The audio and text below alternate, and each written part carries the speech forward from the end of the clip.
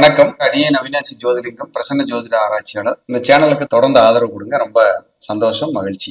குல தெய்வத்தை இப்படி வழிபட்டால் தலைமுறையே தலை நிமிர்ந்து நிற்கும். உண்மையிலேயேங்க, குலதெய்வம் அப்படிங்கிறது நம்மளுடைய ஹார்ட் பீட் மாதிரி. ரொம்ப அதீத ஒரு ஆற்றலும் சக்தியும் வாய்ந்த நம்ம குலத்துக்கான, நம்ம வம்சத்துக்கான முழு முதற் கடவுளாக குலதெய்வம் அறியப்படுகிறது. குலதெய்வ அருள் இல்லைன்னா ஒரு அருளும் கிடையாது. நிறைய பேர் குலதெய்வம் தெரியாதவங்களும் இருப்பீங்க. அதுக்கான பதிவு ஒரு நாளைக்கு கண்டிப்பா போடுறேன், என்ன பண்ணலாம் அப்படின்னு. ஆனா இப்போ குலதெய்வம் உங்களுக்கு தெரிஞ்சிருக்குன்னா நீங்க அதை எப்படி வழிபட்டா இறையருளை வாங்கி உங்க வம்சம் அடுத்த கட்டத்துக்கு போகும் அப்படிங்கிறத சொல்ல போறோம். இப்ப வர்ற ஜென்ரேஷன்ல நிறைய பையங்க பொண்ணுங்க ஐடி ஃபீல்டில் இருக்கேன், வெளிநாட்டில் இருக்கேன், வெளியூரில் இருக்கிறேன், வெளி மாநிலத்தில் இருக்கேன்னு சொல்லி குலதெய்வ கோயிலவே மறந்துட்டீங்க. சார், குலதெய்வத்தை நீங்கள் மறந்தீங்கன்னா உங்கள் அப்பா அம்மாவையே நீங்கள் மறந்த மாதிரி. ஏன்னா குலதெய்வம்னா யாருன்னா உங்கள் பாட்டனார், உங்கள் அப்பா, உங்கள் முப்பாட்டனார், அதுக்கு முன்னாடி பாட்டனார், அதுக்கு முன்னாடி பாட்டனார்னு குறைஞ்சபட்சம் ஒரு 5 தலைமுறையாவது அந்த அதிர்வலைகளோடு உங்க உறவுகள், உங்க ரத்த சம்பந்தப்பட்ட உறவுகள், உங்க பாட்டனார், முப்பாட்டனார், பாட்டன், பூட்டன்னு சொல்லுவாங்க.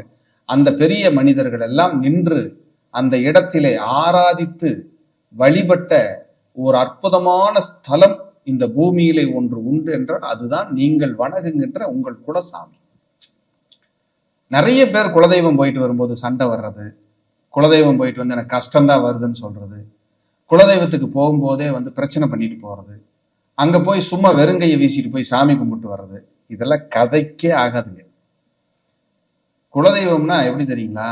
அது ஒரு வேற சக்திங்க. இந்த பிறவியில நமக்கு அதை காட்டி கொடுத்து போயிட்டு இருக்காங்க பாருங்க நம்ம முன்னோர்கள். அவங்கெல்லாம் கடவுள், அவங்கெல்லாம் குலதெய்வத்துக்கு சமம்.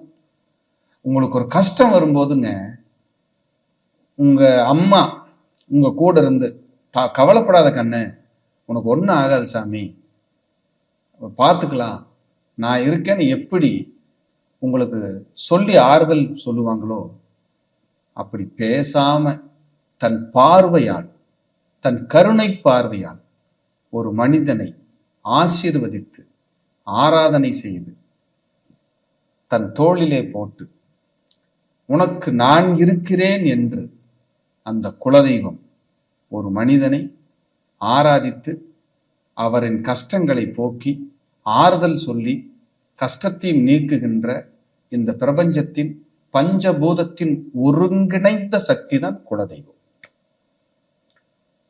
குலதெய்வம்ங்கிறது அற்புத சக்திங்க. நம்ம சமீபமா பேசின வீடியோஸ்ல பாத்தீங்கன்னா பயங்கரமா அது வைரல் ஆயிருக்கு. எப்படி தெரியுங்களா?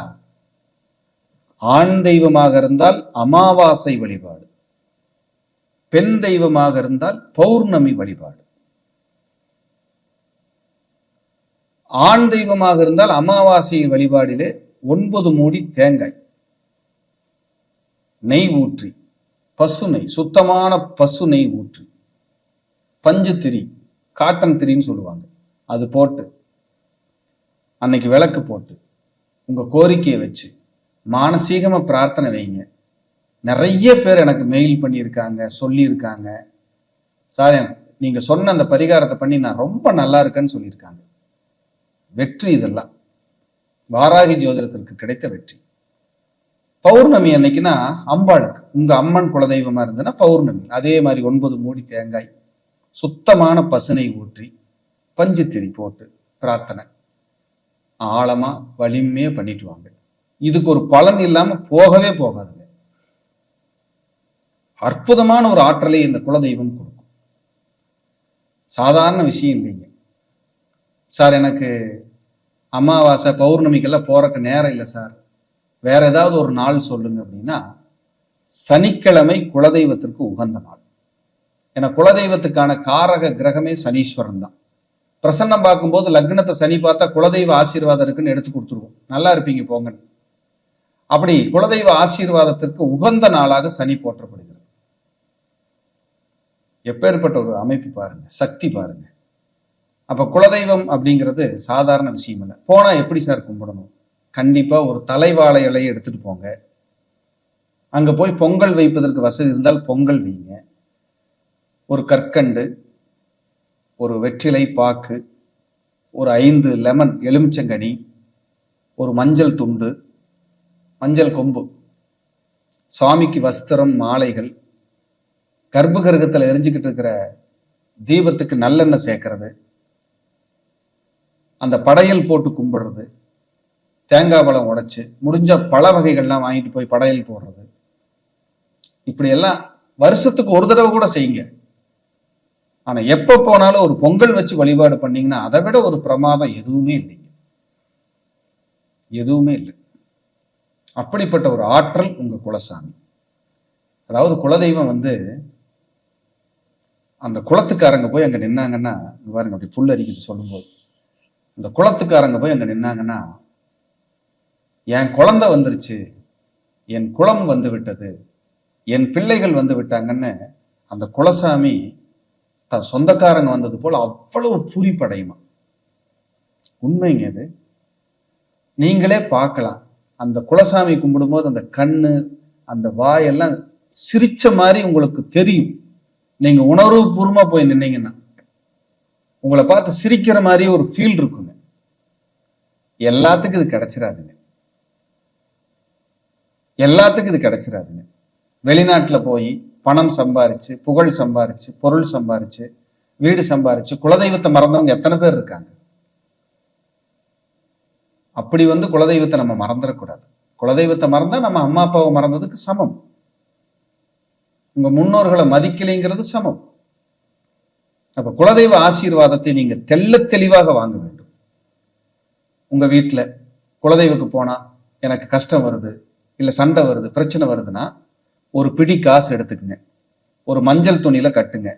குலதெய்வம் போறதுக்கு முன்னாடி ஒரு வாரத்துக்கு முன்னாடி நல்ல பிரார்த்தனை பண்ணி சாமி ரூம்ல வச்சிருங்க. போகும்போது மறக்காம அந்த காயின் எடுத்துட்டு போய் அந்த மஞ்சள் துணியில அந்த காயின்ஸ் கட்டி உங்க குடும்பத்தார் அனைவருமே தலை சுற்றி உண்டியல்ல போட்டு வாங்க. சார் எங்க கோயில்ல உண்டியல் இல்லை, சாமி பாதத்துல வச்சிருங்க.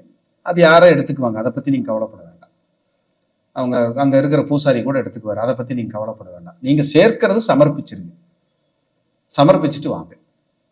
இது ரொம்ப ரொம்ப விசேஷம், ரொம்ப ரொம்ப விசேஷம். இதெல்லாம் பண்ணும்போது உங்க வாழ்க்கையில ஏன்னா குலதெய்வ ஆசீர்வாதம் இல்லாம யமன் கூட உயிரை எடுக்க முடியாதுன்னு சொல்லுவாங்க பெரியவங்க. அப்ப குலதெய்வ ஆசீர்வாதம் இருக்கும்போது கிரகதோஷம் கூட வேலை செய்யாதுங்க.